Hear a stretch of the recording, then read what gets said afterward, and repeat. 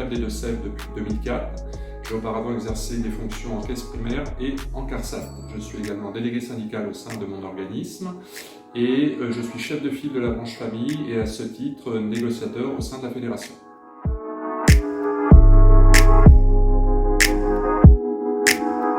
Alors déjà, une INC, c'est une instance nationale de concertation. On ne négocie pas dans une INC, on échange autour de sujets d'activité qui sont mis à l'ordre du jour par les caisses nationales de chaque branche, puisque chaque branche a son instance nationale de concertation.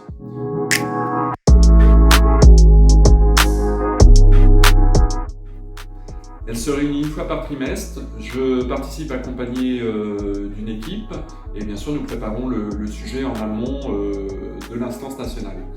Côté CNAF, elle se compose du directeur général et de ses experts. Et côté organisation syndicale, c'est l'ensemble des organisations syndicales représentatives, côté salarié et côté agent de direction. Également Lucans qui participe dans son rôle d'animation du dialogue social à ces instances nationales de concertation.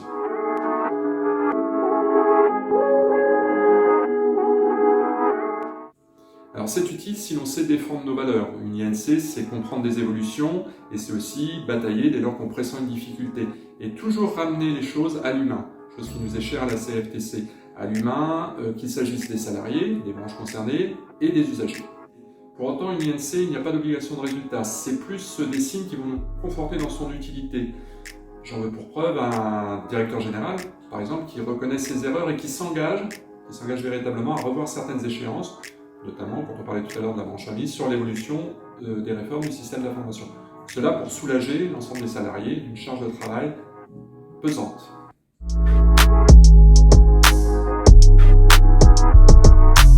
Alors l'illustration, c'est l'actualité de la branche famille, les difficultés que traverse aujourd'hui la branche famille au travers le dysfonctionnement de son système d'information. Nous étions les premiers à alerter la Caisse nationale sur le caractère obsolète du système d'information. Un système d'information qui ne digère plus les trop nombreuses réformes réglementaires et législatives, et notamment celles qui ont été mises en place pendant la période du Covid.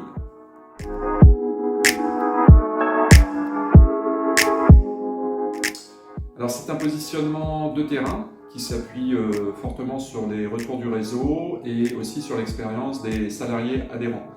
C'est une démarche qui se veut résolument experte et constructive et aussi objective, c'est-à-dire que nous sommes être en capacité de dire quand les choses vont bien, mais de dire aussi quand les choses vont mal, et surtout d'alerter dès lors qu'on pressent des problématiques à venir.